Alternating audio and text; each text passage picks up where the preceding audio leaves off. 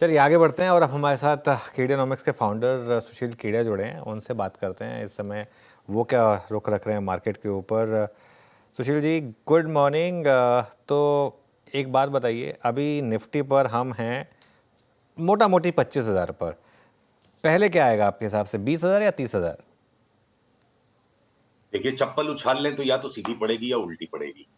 हाँ, फिर भी अगर आप मुझे जिद करो, मैंने आपसे लास्ट टाइम कहा 24,500 टूट जाएगा तो हम फिर 20,500 के लिए खेलेंगे। जब तक वो टूटा नहीं है, तो अब मेरे लिए चप्पल उल्टी पड़ेगी या सीधी पड़ेगी वाली बात है। और अगर आप मित्र हो, आप जिद कर रहे हो कि बोलना ही पड़ेगा, तो मैं ये कहूंगा कि अगर मेरा गला कोई पकड़ ले, टेटुआ पकड़ ले कि बोलना ही पड़ेगा, तो फिर मैं ये कहूंगा कि भाई पहले 20,500 आना चाहिए। पहले 20,000? पहले 20,500 फिर 30,000। पहले 20,500 फिर 30,000। अच्छा, चप्पल उछाली आपने बचपन में? हम तो काफ़ी उछालते थे अपने भाई बहनों के साथ, काफ़ी खेलते थे। हमने चप्पल क्योंकि उछाल उस के बहुत समय बार उस समय यही गेम होते थे हमारे पास। थोड़ा ना आज की जनरेशन की तरह आईपैड या वो सब होते थे जिसमें आप जो मर्जी खेल लो। आज की जनरेशन को बता देंगे कि हम ये गेम खेलते थे, वो साइकिल का टायर चलाते थे या फिर वो सब खेलते थे। यही गेम होते थे, यही एंटरटेनमेंट होता था हमारा। चलिए अच्छा, एक बात बताइए, अब आपने कहा कि पहले 20,500 फिर 30,000, तो पहले 20,500 कौन से स्टॉक लेके जाएंगे और उसके बाद फिर 30,000 तक कौन से स्टॉक लेके जाएंगे?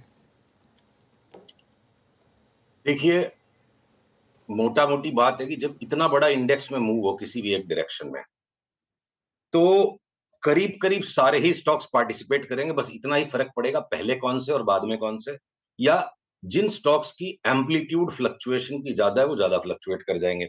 तो फिलहाल अगर मैं मंदी का ही जो बायस बना हुआ है, और जब तक 24,500 नहीं भी टूटे, तो इस वक्त करेंटली इस वक्त जब हम बात कर रहे हैं, नरम होने में जो स्टॉक्स हैं वो आईसीआईसीआई, एचडीएफसी बैंक और उनके पीछे पीछे एक्सिस और इंडसइंड बैंक। कोटक महिंद्रा ऑलरेडी घटा हुआ था, थोड़ा सा उछल रहा है, और बाकी बैंक ऑफ बड़ौदा ने ऊपर का ब्रेकआउट दे दिया। अगर मैं स्मॉल फाइनेंस बैंक्स पे जाता हूं, जो हमने बात की थी कि स्मॉल फाइनेंस बैंक्स को हम बेचेंगे नहीं, अब उसमें हमारा टेक प्रॉफिट ट्रिगर हो गया। और बल्कि एयू बैंक, जिसको हम 4,500 में आपसे बात हुई थी कि 800 तक हम हाथ भी नहीं लगाएंगे, आ गया। और टारगेट भी, चार्ट की स्ट्रक्चर भी पूरी हो गई, लॉन्ग भी काट दिया, और अब हम शॉर्ट हैं कि वापस 450 जाएगा। पर उसी तरफ अगर मैं दूसरे कुछ और स्मॉल फाइनेंस बैंक्स में जाता हूं, तो वो हो सकता है अभी भी हम पुल बैक में लेंगे, एयू बैंक नहीं लेंगे। तो अलग अलग स्टॉक्स तेजी और मंदी दोनों साइड में अलग अलग काम कर रहे हैं। अगर मैं बजाज ट्विंस पे कि कितना इसको आप ऊपर खींच लो, कितना इसको बढ़ा लो, लेना नहीं, पर जैसे सेल का ट्रिगर आएगा हम बेचेंगे। हो सकता है 20,000 वाली निफ्टी के फॉल में इन दोनों में 40-40-50% घट जाए, संभव है, भविष्यवाणी नहीं है, हम उसके लिए मेंटली ओपन है। पर उसी तरफ जैसे एसबीआई लाइफ, एचडीएफसी लाइफ, इनके ट्रेडिंग टॉप्स आ गए, पर हम हो सकता है प्रू आईसीआईसीआई को नहीं बेचेंगे, एसबीआई कार्ड्स को बेच देंगे। तो कैपिटल मार्केट्स रिलेटेड स्टॉक्स में सीडीएसएल अगर 500 रुपया घट जाएगा दोबारा ले लेंगे, बीएसई लेंगे ही नहीं। तो हर एक सेक्टर में अलग अलग स्टॉक्स इस वक्त अनुज अलग अलग काम कर रहे हैं। फिलहाल अगर मंदी का बायस लेके चलना है, तो टाटा स्टील, सेल, नैल्को, हिंडाल्को, आप एपीएल, अपोलो, इनको शॉर्ट कर दो। प्रोमोटर ग्रुप्स के हिसाब से चलें तो अडानी के स्टॉक्स नरम लग रहे हैं। आप अगर कंज्यूमर स्टोरेज पे जाते हो, टाइटन शॉर्ट करने को लगता है, पर हमने कल एक केडीडीएल करके कैश का स्टॉक लिया, एक ही दिन में 13-14-15% बढ़ गया। अभी भी लगता है यहाँ से कि डबल हो जाएगा स्टॉक। तो अलग अलग स्टॉक्स अलग अलग सेक्टर में अलग अलग काम कर रहे हैं। With in that Anuj sector rotations में आईटी अभी भी नहीं बेचना है, एफएमसीजी घटे हुए में लेना है। अगर मैं मंदी का कितना भी बायस ले लूं, वरुण बेवरेजेस में इस वक्त बाई का सिग्नल है, यहाँ से इसका भाव पहले 720 हो जाए और लास्ट में 800 रुपए हो जाए। तो अलग अलग स्टॉक्स अलग अलग तरीके से काम कर रहे हैं। एकदम से पूरी सेक्टर थीम इस वक्त बाजार में मेरे को साथ साथ चलती हुई नजर नहीं आ रही है। केडीडीएल मतलब कमला डायल्स जिसका नाम था पहले, वही वाला स्टॉक ना? हाँ जी, हाँ जी। ओके ठीक है। तो आज भी 2% ऊपर है स्टॉक। डिफेंस स्टॉक्स में शानदार मोमेंटम आ रहा है इस समय। मजगांव डॉक देखिए आप, सुशील जी, 5% ऊपर, वायदा का टॉप गेनर इस समय। बाकी डिफेंस स्टॉक्स ने भी अच्छे मूव्स दिखाए। यहाँ पर कोई कोई ट्रेड बैठ रहा है क्या? ये डिफेंस के स्टॉक्स ऑलरेडी नीचे से जब इतना भयंकर चल चुके हैं, हाँ, गांव डॉक्स मार्च के महीने में 1,900 रुपए के भाव में मिला है। 1,900 का स्टॉक अगर इसने 3600 का भाव दिखा के, 3800 का भाव दिखा के, अगर 3100 के डिप देने के बाद आज थोड़ा सा अगर ऊपर आया है, तो देखिए अब क्या है ना, beauty is in the I of the beholder. आप क्या है अनुज, एक आशावादी व्यक्ति हो, पॉजिटिव इंसान हो, आपको पॉजिटिव चीज तुरंत नजर आ जाती है। हमारे को क्या है कि थोड़ी जिम्मेदारी ऐसी कि हमें पॉजिटिव नेगेटिव दोनों के अंदर में एक तटस्थ होकर चलना पड़ता है। तो इन्वेस्टमेंट होराइजन पर काम करने वाले लोगों के लिए मलाई निकल चुकी है, छाछ के अंदर में भी कुछ खास बचा नहीं है, बस पानी बचा है, इसमें उछल रहा है पानी। इस वक्त तो यही लगता है। अब कोई एकदम से ऐसा इवेंट ट्रिगर हो जाए जिसमें एक बार के लिए उस सेंटीमेंट में कोई एक नया हाई भी दिखा दे, तो वहां एग्जिट नहीं ले पाएगा कोई। रिवॉर्ड रिस्क रेशियो के हिसाब से defence has become too popular a sector. सारे भारत में हर ज्ञानी को एक ही कॉमन सेंस बात समझ में आती है, डिफेंस ले लो। और उसके बावजूद भाव ऐसे ही हैं, भागदौड़ नहीं मची है। हमारे को ये कोई अच्छा सूचक नहीं लगता है। लेना था तो जिगरा करके मार्च में लेना था 1900 के भाव में। अब माझगांव लेके कौन सी बहादुरी है। हमारे यहाँ पे तो यही स्टांस रहेगा, 5% फ्लक्चुएशन इस तरह के हाईली वॉलेटाइल स्टॉक्स में एनी गिवन डे कुछ भी नहीं है अनुज। मेरी बात नहीं आपको खैर। स्ट्रांग लग सकती है, पर स्ट्रेंथ के साथ ही अपने आप को देखिए, सही सौदे करने से ज्यादा जरूरी है कि गलत सौदे कम हो जाएं।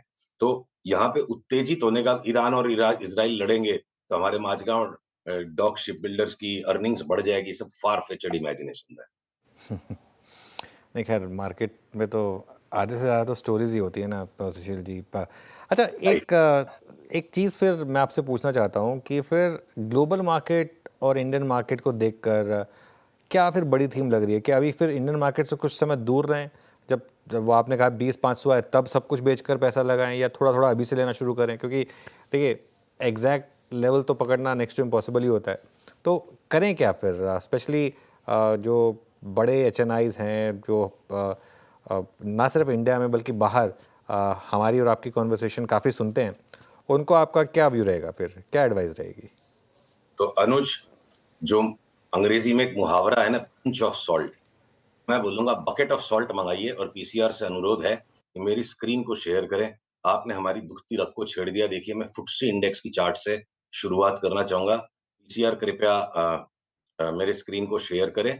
और अगर ये चार्ट आ रही है स्क्रीन पर अब, हाँ देखिए, फुटसी इंडेक्स को अब अगर आप वीकली टाइम फ्रेम पे चले जाते हो, बल्कि मैं बोलता हूँ मंथली पे ले चलो, सारे संसार का अगर कोई फोरकास्टिंग बैरोमीटर है इस वक्त पिछले 25 साल में, उससे पुराना डेटा मैंने नहीं आपके सामने भी रखा है। आप पिछले 25 साल की अब बात को समझ लो कि 2000 की साल से Y2 के बबल के बाद ये अगर फुटसी, ये मंथली चार्ट आपको दिखा रहा हूं, अगर अगर ये दिसंबर जनवरी 2000 से ये जो गिरना शुरू हुआ और फरवरी 2003 तक, तो मैं अनहोनी बात आपको नहीं कहने जा रहा हूं कि 8800 वाली फुटसी वापस 3300 हो जाएगी। ऐसी घटना पास्ट में भी हो चुकी है। पिछले 25 साल में फुटसी ने हार्डली एनी रिटर्न्स दी है, अगर आप टॉप टू टॉप कंपैरिजन करो। इसलिए अगर मैं कहूं अगले 2 साल में, यहां से अगले महीने का आकलन इस चार्ट पे नहीं करना चाहिए। जिस दिन आएगा सिग्नल, हम उस दिन आपको उस दिन भी जोर से बोलेंगे फुटसी में आ गया सेल सिग्नल। पर आप इन्वेस्टर्स की बात कर रहे हैं, ग्लोबल इन्वेस्टर्स की बात कर रहे हैं, तो फुटसी चीख रही है अगले 2 साल में इसको वापस 3200-3300 होना है। इस चीज की संभावना बहुत ज्यादा है, बल्कि इस बात की कि यहां से कोई 500-700 पॉइंट भी बढ़े। तो अगर ये पहले भी इस तरह की मूवमेंट हो चुकी है, तो अब इस बात को ध्यान में रखते हुए ट्विटर के ट्रोल्स हमारे को ट्रोल करें कि मैं कोई अनहोनी बात नहीं कर रहा हूं।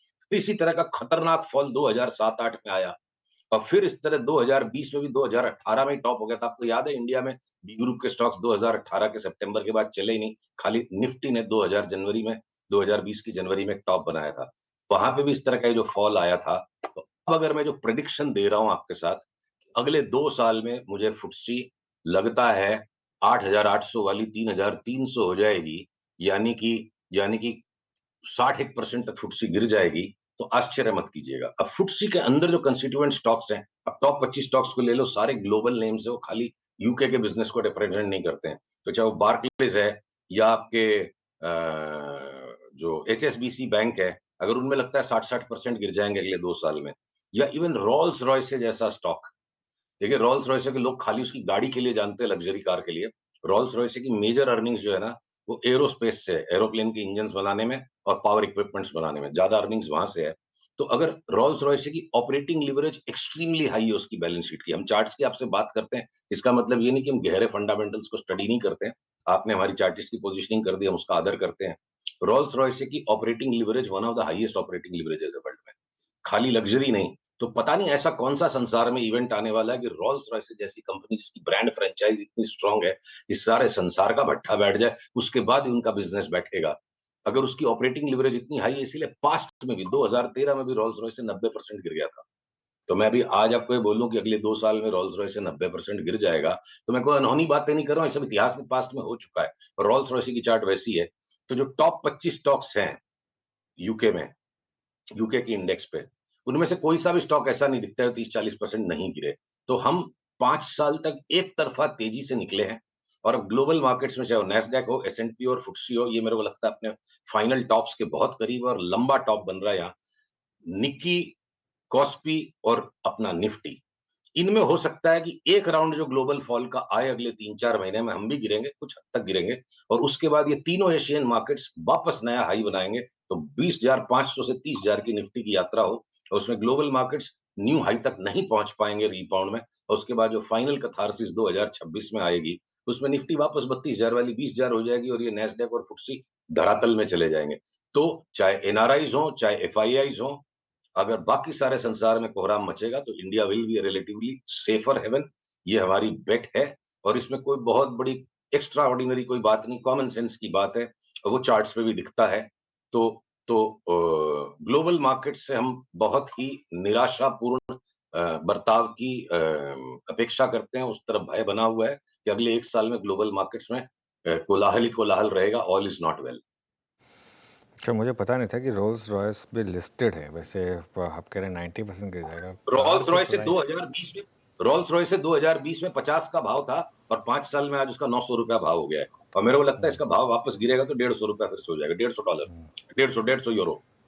150 यूरो।